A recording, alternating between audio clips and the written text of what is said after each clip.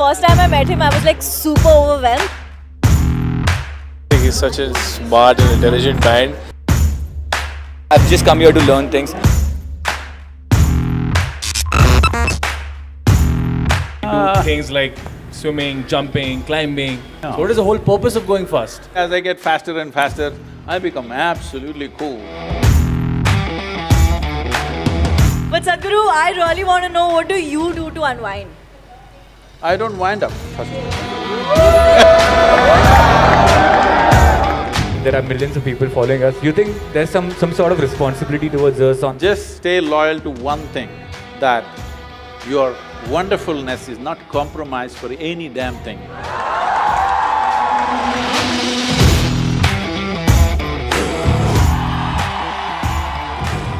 I have had the pleasure of meeting the man that I'm going to introduce on stage now before. The first time I went to meet him, I was like super overwhelmed. I was like, oh my, because he's Sadhguru, right? In your head, you're like, don't say stupid things, do not say stupid things. And then I went and I met him and I realized that he's literally as chill, fun, amazing like you and I. And I am super excited about this session. Are you pumped?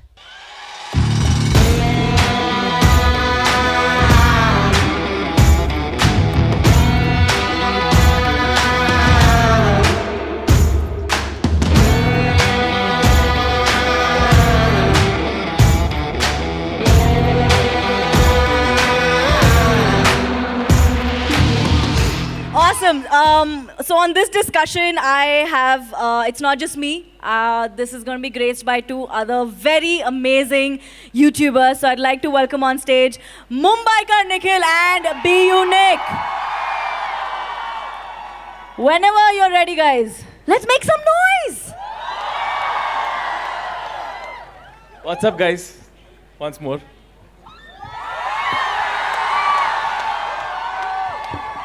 What's up, machas? So, fun story time. Nikunj forgot to pack an outfit for today. As always. And we told him that we are dressing up, so you should dress up. So he's the only one dressed up now. I thought it was fun in my head. Sorry about that. I am with him.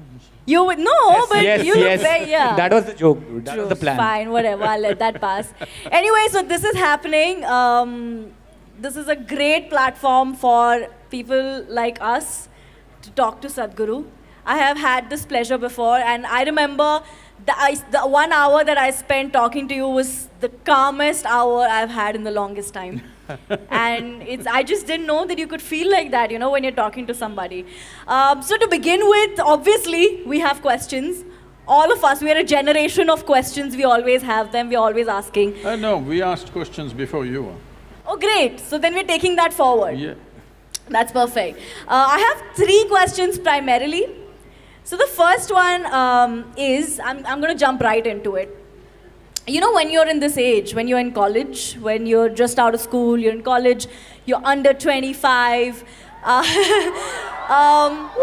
every little thing that goes wrong in life feels like the end of the world. For example, a heartbreak. Breakups are bad, right guys? Breakups are tough. Failing in exams, fighting with your… Why is that funny? It's bad. Fighting with your family, getting in a fight with your teachers, friends. And at that moment in time, it just feels like the worst thing to happen to us. And then eventually, in a few years, you get to a place where you look back and you're like, yaar, pata nahi why I was stressing over this so much. But in the time that you spent stressing over these things that went bad, you end up sort of like doing more damage. Do you get me? Do you know what I'm saying? Yeah. So what is your advice to all of us young people about this? You know, when every little thing that goes wrong in life at this age feels like the worst thing to happen to us. Namaskaram and good afternoon to all of you. Well, it's not just under 25 people doing this nonsense. Even the 60-year-olds are still doing the same nonsense. So, he was just asking me, Nikunj was asking me, or somebody else was asking me just now, why I decided to do this youth and truth and under 25, all this. Well, it's a constant thing for me wherever I go in the world. 50, 60-year-olds come up to me and say, after going through something with me, they say, Sadhguru, where were you when I was 20, 25? You came when I'm 60, what is the use now? So I heard this for a long time. Then I decided, okay, let me step out and meet all those people who are below 25 years of age, because youth is a certain level of energy.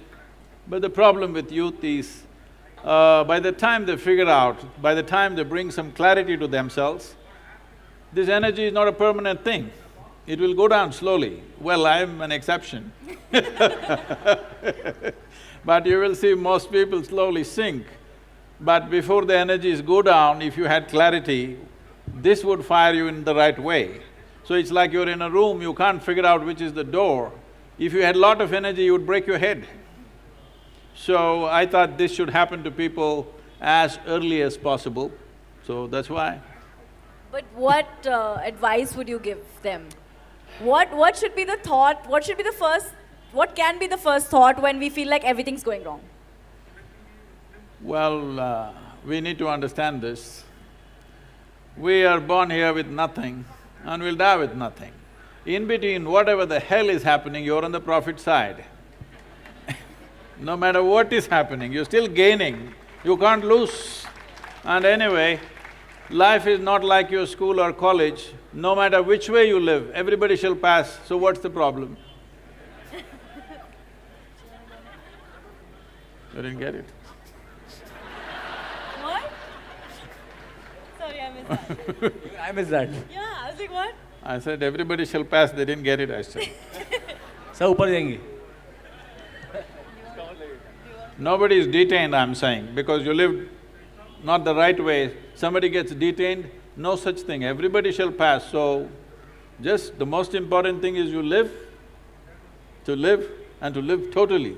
Living totally does not mean party 7 days of the week. Living totally means every dimension that is there for a human being to explore must happen. It's very important. I have a question for you. Does one get less creative as they age? And if yes, why? Not me. Most of the people. So I Most think of the people. being creative versus getting experience, that's what I feel. As they age, the family, children, problems, solution, office, money. If there are problems, you could drop them, but can you live without them? Of course not, but So- creativity. So the thing is, see people, one fundamental problem is we have created an education system where you're misunderstanding memory and information as intelligence. This is the biggest mistake we've made. This is the reason why someone who is growing up in a city looks smarter than somebody is in the village, simply because of information. Information is not intelligence. Anyway, all these people who have some information in their head and they think they're very intelligent are going to be seriously disappointed because machine learning is coming. There will be… if you are a PhD in something, your phone will know more than the PhD. So, this pretense of having memory, pretending that memory is intelligence, has to go. Now, young and old is just a question of the burden of memory that you carry. You don't know how to carry your memory. See, we must understand this. People are not suffering their life. They are suffering two most fantastic faculties that we have, that only we have, no other creature on this planet has. One is a vivid sense of memory and a fantastic sense of imagination. So, this is all people are suffering. What happened 10 days ago, you're suffering. What may happen day after tomorrow, you already suffer. You are not suffering life, you are suffering your memory and your intelligence. When are you going to learn to handle this? Is 25 too early, you think? No. You must figure it out as quickly as possible, how to handle my memory and my imagination to my benefit. If you don't know this, 25 or 55 or 65, you will be still the same. Because 60-year-old people think they have a right to worry themselves to death. You don't have to worry yourself to death, death will anyway come. I'm saying there's no need to work for it. I'm sorry, I'm just gonna budge in here. You've said that, death is gonna come. No, I didn't say that, it comes anyway. It comes anyway. That's like that. It's just It's gonna that- come I'm not saying you said No, so no. it's coming, but it's gonna come anyway. Just that most people think other people die. No, you and me will die. But then, is that the thought you have when you are speeding in a car at Siachen? Or On a bike, actually. On a bike, sorry, On a not in a bike. car. When you are being the rider that you are, standing on your bike and you are going through like snow-clad, hilly, Say, dangerous regions. What is the thought in your mind? I want to know that. Oh, generally I have no thought in my mind. This is a very important thing, that people think thought is a big thing. Thought is not the biggest thing in your life. Thought is just recycling of the data that you already have, nothing new happens in it. So if you want to recycle your trash can, you can go on doing it, but the important thing about life is you have enhanced your sense of perception, that constantly you're drinking more life. No, I mean not the other things, okay? I mean life. Life. You're drinking in more life all the time, so where is the room for thought? So about speed, speed is not for me, people think, is it your adrenaline? I have no adrenaline. Actually, as I get faster and faster, I become absolutely cool. And my right leg is always heavy when I sit in a car, so Oh my God. the speed is not about adrenaline, speed is about competence. If there is no competence, it's just adrenaline, you may kill yourself or somebody else. It's very important, it is a question of competence. So, is death on your mind? This is one thing I have done to myself, not for a moment I ever forget that I am mortal. I always know I could fall dead right now. Because of this, if you know that it's a brief amount of time that you have in this world, you would live totally, isn't it? A whole lot of people think they're immortal, that's their only problem. That's why they're postponing their joy and their wonderful nature to tomorrow. They think they can do it tomorrow. So if there's no adrenaline when you're driving fast or riding fast, what is the main purpose of going fast? As a human being, we do things like swimming, jumping, climbing, because we love the drug which is being produced inside our head, right? No. So what is the whole purpose of going fast? The whole purpose of going fast is just this. There is something in a human being, ultimately in this world, in human society, among the monkeys, among the lizards, among everybody, ultimately the only thing that is valued is competence in their world, wherever they are. So, like driving at a certain speed through difficult terrain is more a test of yourself. Whether you can do it or not is the question. And just to get to that edge all the time, if you get adrenaline, you will not go very far because your competence will go away. What do you enjoy when you drive fast? I don't enjoy anything in particular, I just made sure all the time I'm joyful, I do whatever the hell I can. Do you see what I meant by, he's so chill in life, I thought I'm hot. You're hot, pretty much. Listen, I'll give him that in that outfit, I'm gonna give him that. But in life, I feel like being hot-headed it's not something you are, you're more chill. This You're is more my getting relaxed. old goals. Huh? This is my getting old goals. Getting old goals. And as hot And as chill as possible. everyone has a different adrenaline, that's what I'm saying. The reason that I drive fast… This is a very generational thing. When we were growing up, if we saw something really nice, we saw, oh man, it's hot. Now you're saying it's cool. I think it's because of the global warming maybe. Everything else is hot. I was saying like the reason I drive fast and is not to get adrenaline rush, is so that I can get on time and get the Dombivli local, bro. So everyone has a different reason of getting… City boy, Sadhguru, my second question for you would be, on a more funner side, since we're taking it up our stride. We know that when you were a child, you were a very quiet child. You didn't speak much, but your teachers say that they looked at you and they knew you were always up to some mischief. Also, there's a lot of very… Most of the time they didn't see me because I was not in the class. Whenever they did. Whenever they did. Probably in the canteen, like. In the canteen or wherever it was. So I how went- were you I as a… went much further. Yes,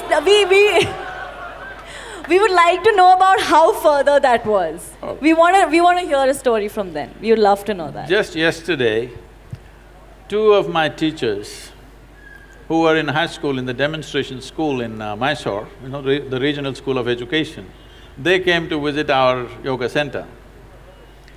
So now they were all overwhelmed seeing the center and the work that's happening. So they were asking me, the one teacher did not remember my face or anything about me. I said, that's because, ma'am, you were teaching algebra and I never was there. So it's not your fault that you don't remember me. So how further? Should I expose myself like this in front of… We would love to know. Would love to know. We want to know. See, for me, I found everything… Fortunately, the school was located in a place where there was a whole lot of nature, there was a lake close by and forest and everything. So for me, I got so engaged with those things. If you want to know my first venture, they put me to school at the age of 3.5. I was 3.5 years old and they put me to school because I was kind of spilling out of the house a bit. So this maid holds me by the hand and takes me and leaves me in the school. After a few days, I resisted that she can't hold my hand and take me to the class. So I made a deal with her, you have to leave me near the gate. So she left me at the gate and of course, I did not go into the school. I found the Grand Canyon, really. And I explored life and it was so fantastic. Over 3 months passed like this and somehow they discovered I have not been going to school for 3.5 months. But the worst thing they did was, when I came home, they were all accusing me, you have been playing in the gutter. They reduced a Grand Canyon into a gutter. So in my experience, it was like a Grand Canyon. I collected a whole lot of species.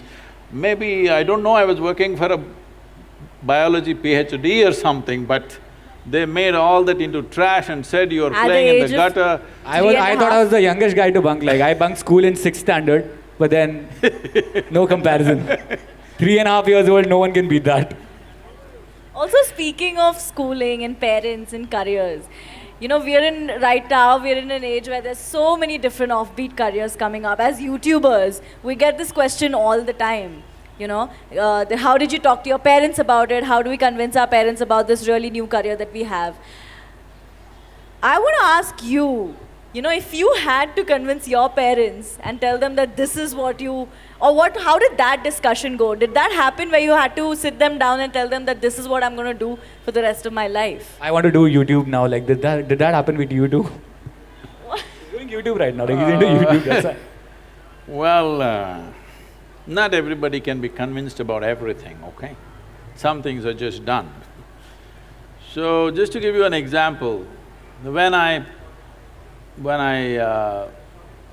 passed my 12th standard, at that time it was called PUC. After that, I decided I will educate myself. I don't want to go to college. This is a family where everybody is educated. Not going to college is like sacrilege.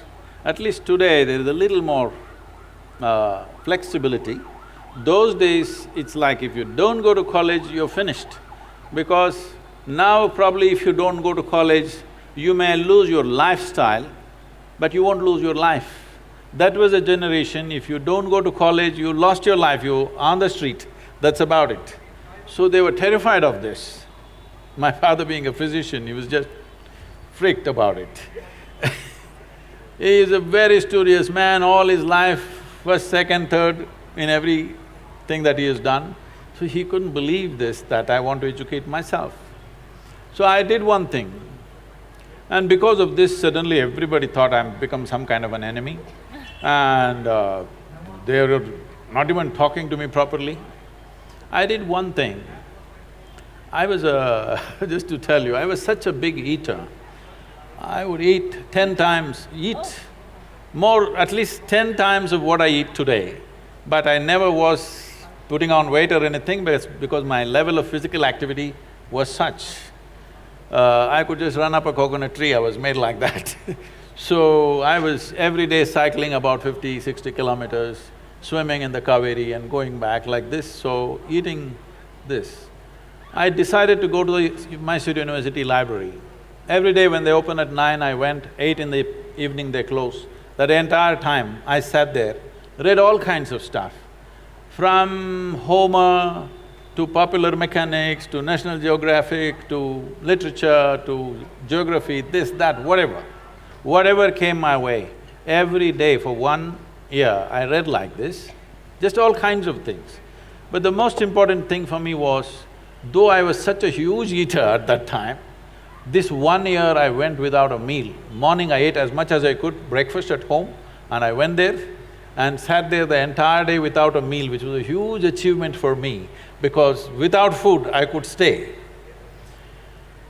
This kind of expanded my way of looking at life, but family drama started, my mother started crying when the next academic year comes, go to college, go to college, go to college. Then I said, if I must go to college, I'll go for literature. My father said, what will you do reading poetry? You must become a doctor. He has seat ready for me in the medical college, everything. I said, no. Then they said, okay, at least do engineering. Then I said, see, Please do engineering. if I say I don't want to be a doctor, if you told me become a veterinary doctor, Ayurvedic doctor, at least a witch doctor, I would look at it. If I say no doctor, you say engineer, I'm not going to listen to this. Your problem is society, your problem is not me.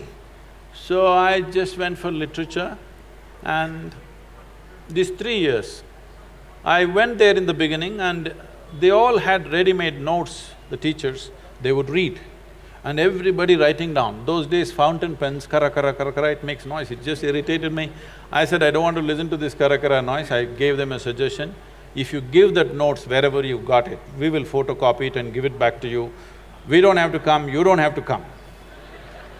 Then if I'm there, I'll ask 100 questions. So they didn't like it, then I made a deal with all the teachers that they'll give me attendance. That was my only concern. So once a month I went to college just to check if they're keeping their part of the deal. My life is so similar, yeah. So I explored the geography of Mysore district in such a way, every village track, every hill that is there, every little bird nest, whatever is there, everything I paid attention, just wandering aimlessly. But today, like when I went for the Rally for Rivers board where all the top experts are there, some questions came up when I just telling them casually, they said, Sadhguru, how do you know all this?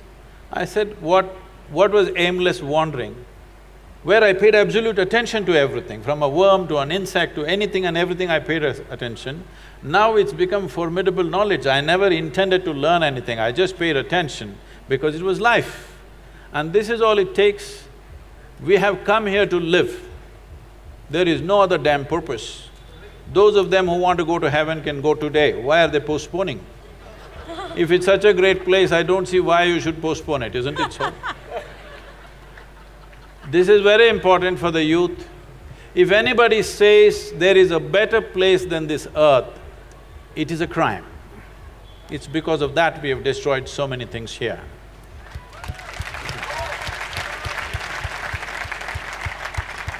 I wanted to ask you one thing, as young entertainers and as we all know that we've got YouTube channels and there are millions of people following us, you think there's some sort of responsibility towards us on how to go about it, or we should just do what we like to do? What is it that you like to do? Let's look at that first. See, essentially everybody is doing whatever they're doing, mainly because they think in some way it enhances their life, it brings pleasure to them, it makes you wonderful. Have you been… certain moments of your life, I'm sure you've been absolutely wonderful to yourself and to everybody around you, isn't it so? All you have to do is just be loyal to that one thing, that you're always wonderful. That's all. Rest of it will naturally happen according to your intelligence and capability. What has to happen will happen. You just be absolute loyalty to your own wonderfulness. This is like, it once happened, there was a man called Shankaran Pillai who was running a pet shop. And someone came and they wanted to buy a dog. There was a reasonably grown-up dog, a golden retriever. He said, I would like to take the dog, how much is it? He said, 25,000 rupees. I said, come on, for a full-grown dog, 25,000, why? He said, it's too wonderful. He said, yes, it's a wonderful dog, but 25,000, that's the price. So he paid the money, he petted the dog was very friendly. Then he was just about to leave, he asked, but is this dog loyal? Shankaran Pillai said, absolutely loyal, I sold him 12 times, within hours he's back.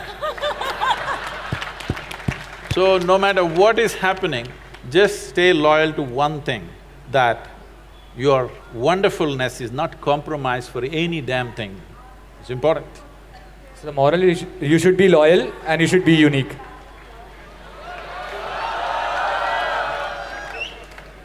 Seamless branding, like. Quite a shameless plug there. We're going to let that go. But Sadhguru, I really want to know, what do you do to unwind? I don't wind up. Great. This is… Listen, 1 second. Prajakta, you stop Swamiji, this. do you remember I said this is going to be his answer? I was backstage and I'm like, I really want to know what he does to chill and what he does to unwind. And I'm pretty sure he's going to say, I don't wind. But no, for real though, other than we know that there's a fun side to you, your sense of humor is great, you have all these cool cars and bikes and all of that. No, nothing. So, it's just there. Somebody, because when they want their car or motorcycle to be really driven, they bring it to me. So I give it the works. But is it We true? are meeting backstage, right? Huh? We are meeting backstage, right? But is it true that if anything goes wrong with your bike or car, you'll not let anyone touch it and you will make sure it's okay by yourself? That was a long time ago. Now I don't have that kind of time.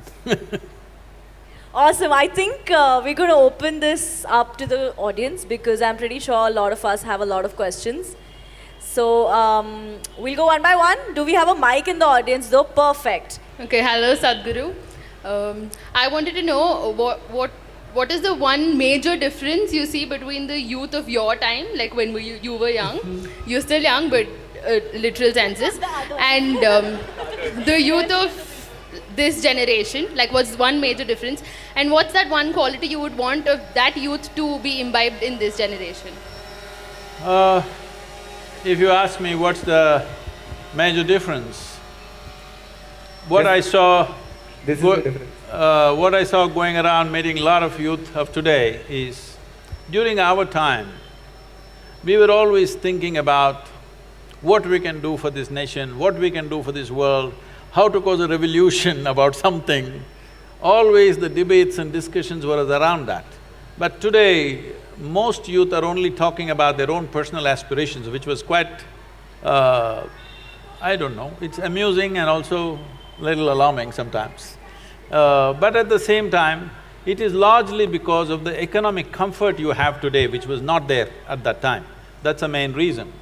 So if… because in this country, we're still not one nation, all right? There are people who are living in the highest level of comforts and well-beings, there are people who are somewhere in between. At least you can easily make this country into 5 layers of existence, literally. Just now, I was in Trichy this morning and I was talking to the farmers. If you look at their condition, it's a large congregation of farmers in Tamil Nadu. If you look at them and if I look at you, this is a different world altogether, it's not the same world. So because it's like this, still there are parts of India which needs some revolutionary action.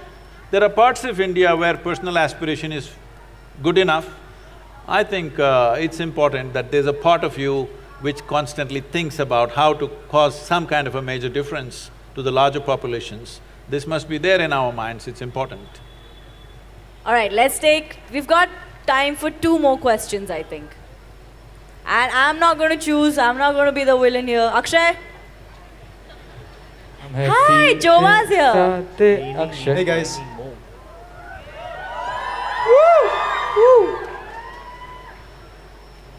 Hi Sadhguru. So I have to say, I really appreciate how much of a healthy mind it seems that you have. The way that you process information, the way that you experience the world, the way that you seem to be present at all times, even the way that you're putting that much of attention in me. really appreciate that presence. I talk a lot about mental health with the youth. It is a word that more and more I become uncomfortable saying, because when you say mental health, you're already separating the other holistic health to one that focuses only on the mind, right? And when I talk about mental health, for me is body health, is spiritual health, and it's not only the mind, right? I wear a shirt that says breathe, because for me it's also connected to the body. My question for you is, can you talk a little bit about the connection between the mental health and the spiritual health? Because I see so many similarities in the way that you're experiencing the world, which seems in a very spiritual way, but I also don't even want to call it spiritual because it would be creating a division of how to experience the world. So, can you share some? better avoid that word because it's the most corrupted word on the planet right now. So, let me put it this way. In the yogic sciences, there is no separation between what is body and what is mind. We talk about the body like this: physical body, mental body, emotional body, energy body, etheric body, and there is what is called as Anandamaya Kosha. So the 5 bodies is what we're talking about, we're not talking about a mind. Because what is it that you call as a mind? If there is a certain volume of memory and a certain amount of intelligence attached to it, that's what you call as a mind, isn't it so? Yes, it is. Is it so? Hello?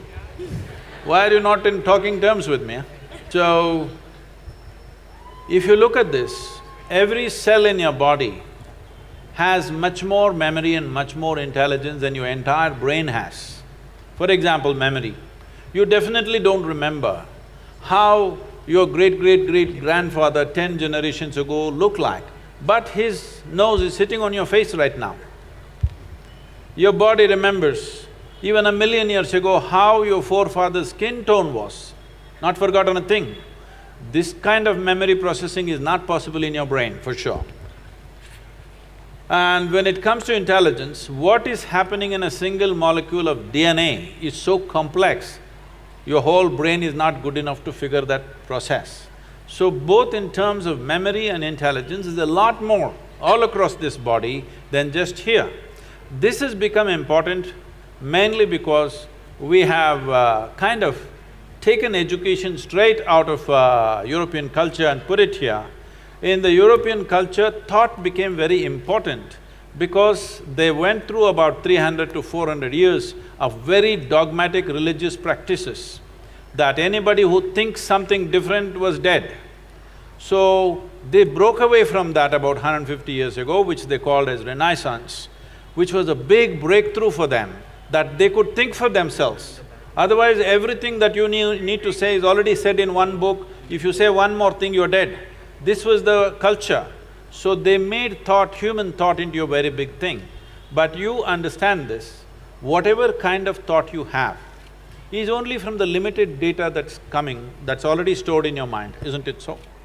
With this limited data, you may make permutations and combinations of it, but nothing new will ever happen.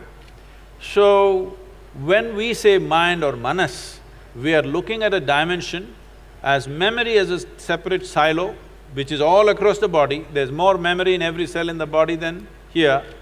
And we are looking at intelligence as chitta, as something totally different. So to keep these two things separate is most important. It is only your memory which gets corrupted. It's in your memory that you go sick. You cannot go sick in your intelligence. If I speak this, people will become very… they think it's not compassionate to say these words, but I want you to understand this. This is because we have gotten trapped in our own memory bubble, that this memory can go corrupt. What happened 10 years ago, it can rot in your mind and become something very big after some time and cause this. Well, people always will argue, but there is a chemical process. Yes, this is the most sophisticated chemical factory on the planet. The question is only, are you a great CEO or a lousy CEO? There is a way that you can keep your chemistry the way you want. Just look at my eyes and say, I'm always stoned. Yeah. Never touched a substance. always stoned, and I can calibrate how intoxicated I want to be or how less I want to be, any moment. This is not something… See, the important thing is this. The question is not about intoxication being good or bad. The problem is it takes away your faculties. That is a problem. So as we looked at it earlier, one of the most important thing for a human being is that our actions are successful. Whether you're driving or riding or doing something, if you throw a ball, it must go where you want, otherwise you feel not good, because the purpose of human action is success. So if success has to happen, your body and your mind must take instructions from you. So with alcohol, drug, the problem is your body and your mind won't take instructions from you. That's the whole problem. So we are not against intoxication, we are against you becoming incompetent. That's the important thing. So we can show you a way that you can simply sit here and totally stoned out, without anything from outside. You want to tone it down this moment, you can just tone it down and do what you want. Absolutely no impact on the system. This is not just talk like that, there's a whole lot of research on this. Scientists have found that there are millions of cannabis receptors in your brain. Why is it there? Because your body is supposed to produce it, you're not supposed to smoke. You're supposed to produce it in your system.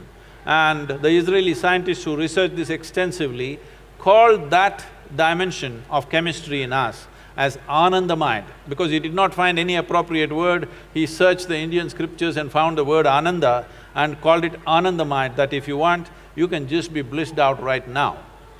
So if you are blissed out, will you get crazy, I'm asking?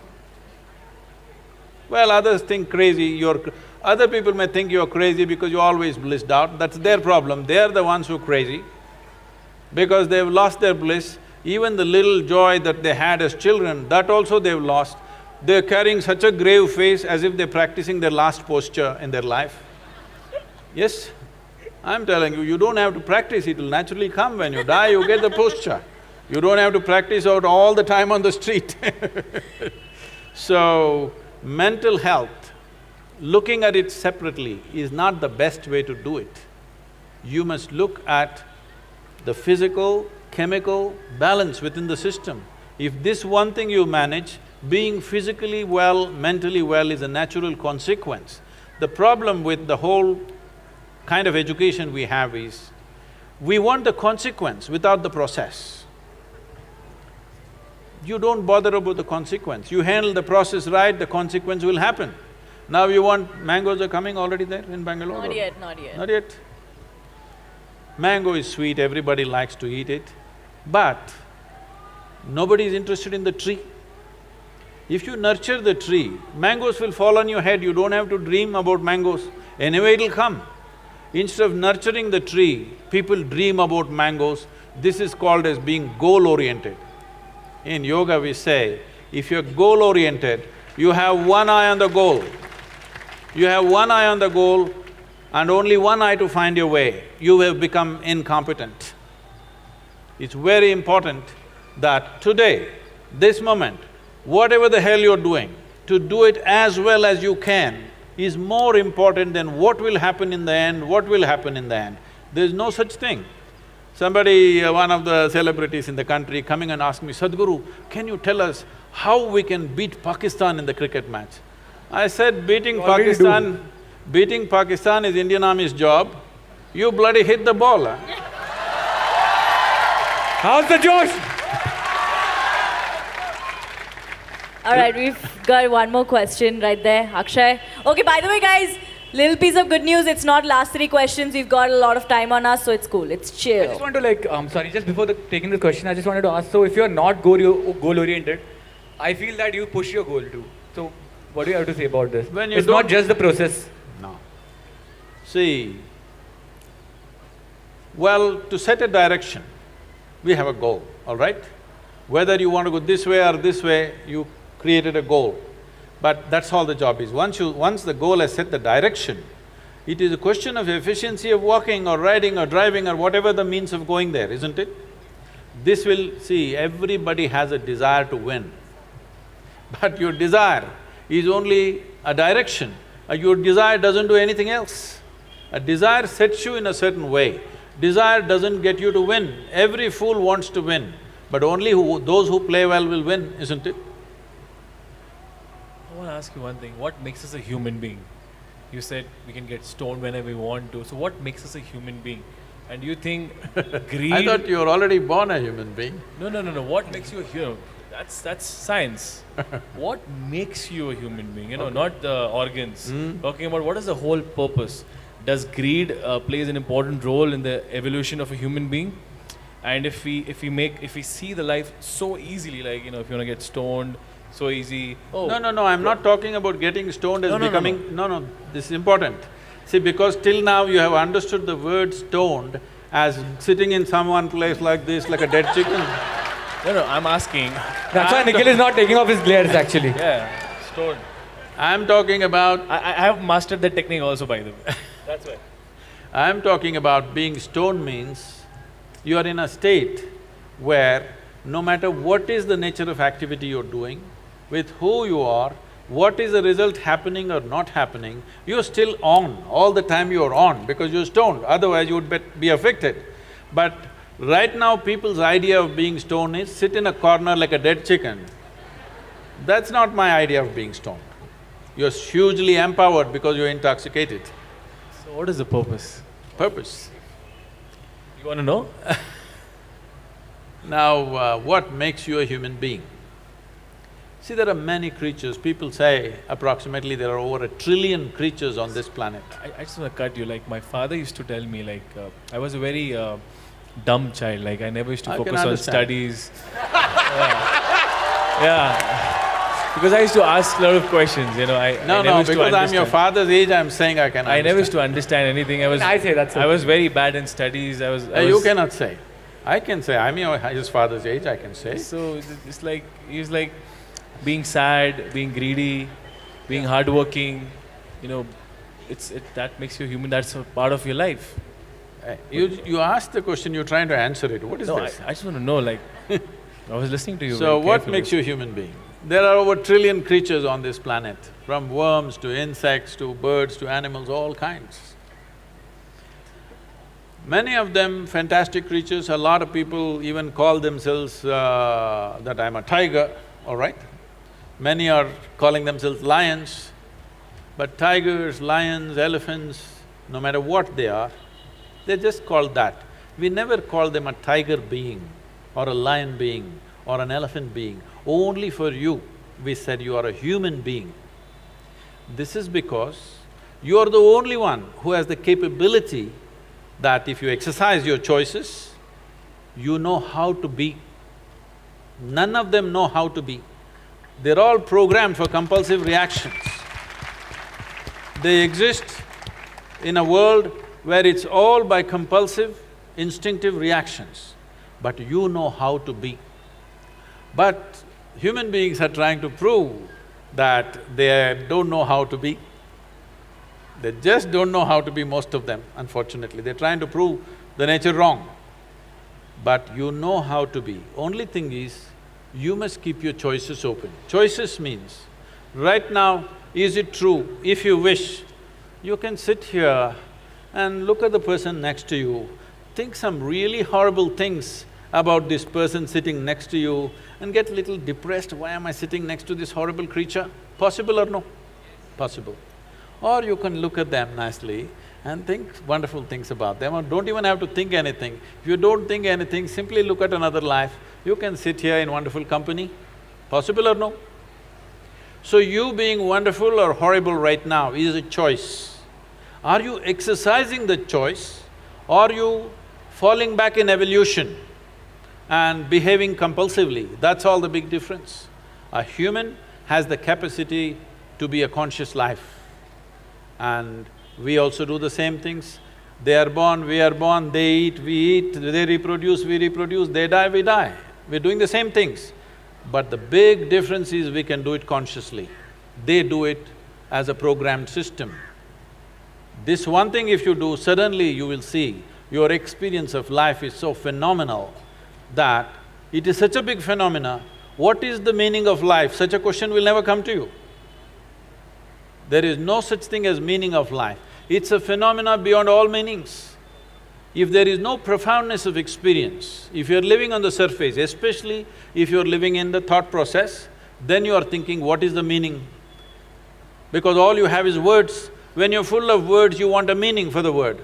Tell me what is the meaning of a tree. Tell me what is the meaning of a bird. Tell me what is the meaning of the cloud. What is the meaning of the empty sky? Is there some meaning to it? Meanings exist only in human heads.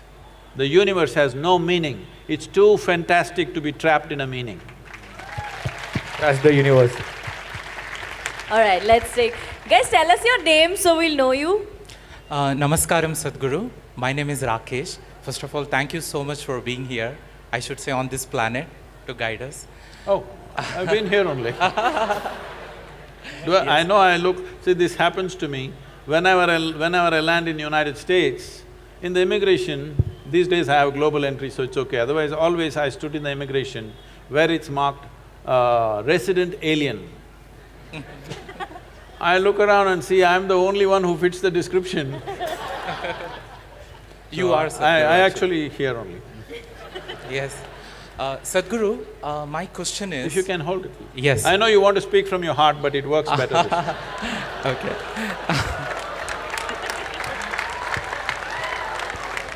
I'm quitting comedy now, right? Okay. Sadhguru, my question is, I have seen youngsters, okay, they are addicted to drugs or alcohol, they smoke, and I have even heard, okay, one of my friends telling that… This is just water, okay?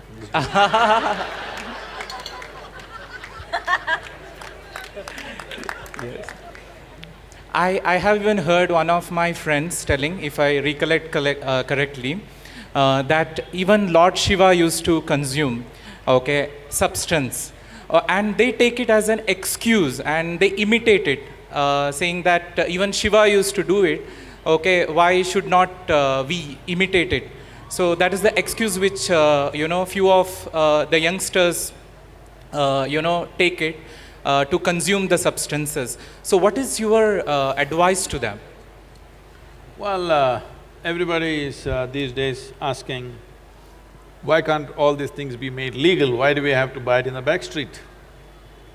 I understand the logic, but the thing is just this. Why can't I smoke… What do you call it these days, huh? Okay, why can't I smoke up? This is what it's called? I got you. Why can't I smoke up and go to my college? The thing is just this, you can. Only thing is, suppose you want to get on a plane, your pilot comes smoked up. Would you like to go on that plane? Or let's say you need a surgery, your surgeon comes smoked up. Or your cricket team goes to Australia and it's smoked up. You like it? No. They will become a test. So, this is all the question is. The question is just this, do you want to live or do you want to avoid life? You know, you just asked us what it's called these days. I want to know what it was called back then. What was called? You just asked us what Smoking it is up. called these days. I want to know what it was called back then. They used to say doped up. Doped up. I think we should get that back, right? It's way cooler than smoking up. Listen, I don't know what you're talking about. All right, let's go to the next question, please. Akshay, you choose. If someone has to be murdered, it's you. I think we're passing that parcel. We should say stop or what? Hi. Hello. Yeah. So, first of all, it's an honor to be talking to you. Okay. I have a question. What do you think is more important to a youth? Being right and staying with their point, or staying with their point, knowing that they're wrong, but admitting that they're wrong, they would be doubting their own self.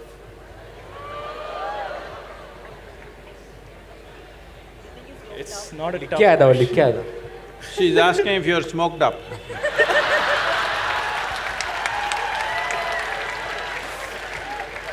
No, I'm not. This is how I am without being smoked up. Oh. We can only imagine. So,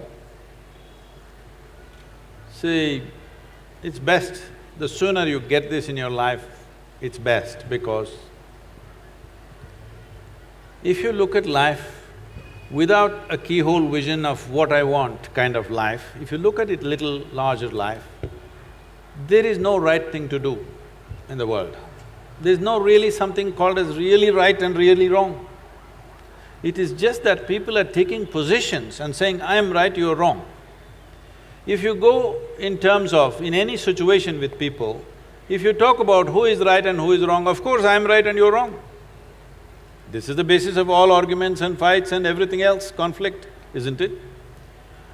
So instead of looking at what is right and wrong, why don't we see what is appropriate to the situations in which we exist? What is the most appropriate thing that I can do right now?